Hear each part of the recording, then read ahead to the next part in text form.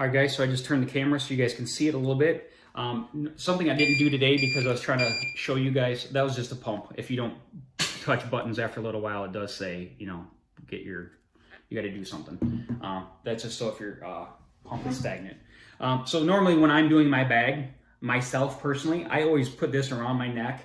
Again, you're going to find your own way of doing stuff. The reason I do this normally, I didn't do it today because I was trying to show you guys the video. Normally when I'm putting my bag and I'm getting my supplies, like, so say I'm kind of, you know, putting my needle in here and getting my bag all ready and getting this, one of the first things I do is I always put this around my neck like this.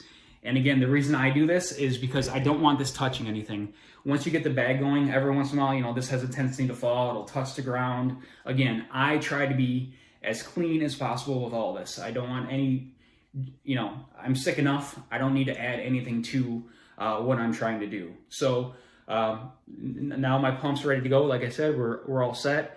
I'm ready to hook up to myself. So I'll show you my procedure. I choose my line for the day. Today we'll do this one. No, I basically just go back and forth every day is all I do. I take my cap off, I unhook, and as I mentioned, so later today, tonight when I take this off, I am going to clamp this in a different spot, just so it doesn't keep doing that for me. So again, the reason I always have 3 pads with me, I use one for the vitamins and that stuff, one for, I'll show you what I do with the other 2. So open the other one. I always clean this off. Give it a good cleaning. I grab my syringe, again, and make sure your counter's clean. Otherwise, if you're putting stuff on a dirty counter, you're defeating the purpose. So make sure your counter's clean, that you're setting all this stuff on before you start. Same pad. I clean my end of this just to be safe, even though it's already sterile and came out of the package, just to be safe. Hook it up to myself. Push it through. Again, mine's getting a little slow. Every once in a while, I do have to do that cat flow on myself.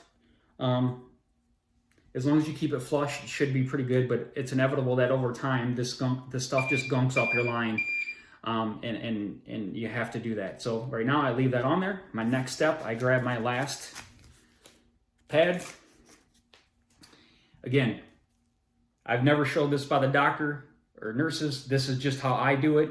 Again, safety, be clean, be clean, be clean, be clean.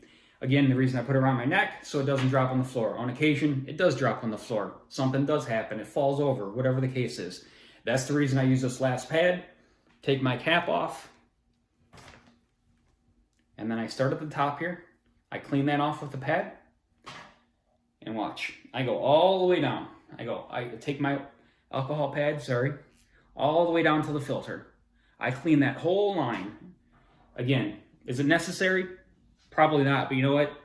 Sometimes your mental stability to make sure stuff's clean and just knowing inside my head that that's clean and sterile, it's good enough for me. So, self-explanatory. Unhook that, toss it in there, hook myself up, push run on my pump, and off I go for my 12 hours of the day.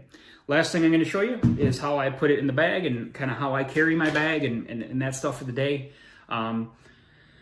Again, doctor said I'm kind of one of those weird people that do it during the day. I don't know. I do obviously then on occasion have a tendency to get caught on things because I am walking. And anyways, but I'm going to show you now how I stuff it in the bag and that type of thing. And we'll go from there. I'm going to turn the camera again just so you guys can kind of see what I do. All right, guys, so basically now I have my bag on the counter, as I showed you before. And again, my process, I always have my bag in there from the night before because usually what happens is when I take off my bag, it's 10, 11, 12 o'clock at night, whenever I decide to start it during the day. So I get my old bag out. And again, that's why I kept this bag around. And I like to keep it all just in one bag, and it makes it a lot easier to throw all this stuff away.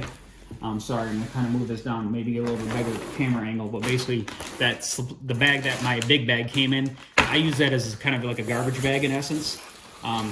So again, I grab my Oakley bag as I showed you guys. I get my supplies put away, my scissors, I make sure everything's cleaned. And I grab all my stuff out from yesterday. So I grab my old bag out and I toss it in there. Sorry again for the camera, but basically you can see now I got basically all my garbage from one day is now in this one bag, and I throw it away. I also, the rest of my stuff from last night, this is my, from last night, put my cap on, I throw it in there, and the next day it's in there. And then I always carry a towel. It's just, it can't even get more standard than this. It's just a white towel. I always carry this in the bottom of my bag because I've noticed that sometimes, obviously not so much during the winter, but during the heat, the bag does sweat.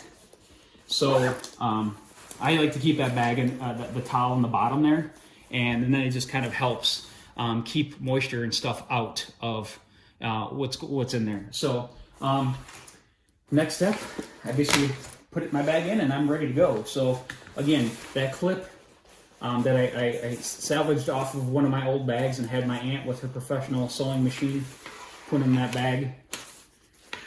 This thing is a lifesaver, because basically when I first had this bag, basically the bag just sat in the bottom, and when you do that and you're carrying it all day, kind of all that weight just pulls down on your shoulders, and it kind of makes the bag kind of, you know, pull down on your shoulders. So again, that's why I got this like this. And again, hopefully these camera angles you can see when I'm showing you. Again, next thing is I just put my bag in. I clip it in the top, which again helps it stay up there. And it also helps, you know, every once in a while, if you don't put it in right, you'll get air in the line, because if your bag's not like this and the pump's pumping, it'll pull air in. So again, this helps, having that strap up top helps that. Put my bag in. Now here's another trick I do. Again, every person's going to be different. Every application is going to be different. But again, sorry, I want to adjust the camera here just a little bit. Okay, there we go. Sorry, much better. So as I get ready to zip my bag and put it in, I basically use this. It's a filter is what it is. But I kind of use that as a stopping block for me. I zip my bag all the way up into that filter, and now my bag and that won't come out. Meaning, you know, if it does get stuck on something, I'm always going to feel that, and it usually stops me from pulling any further on it. Like if I'm walking and something gets, it's stuck on something. That's a good way to make it stop. That's how I do it. Again, every person's going to do something different. Maybe you have something that's better. This is, again, just found out what works for me. So now I'm going to go ahead and show you how I put it on, and then I'm going to show you how I tuck mine in and kind of how I do it, and what I did even when I had my PICC line in my arm instead of being in my chest.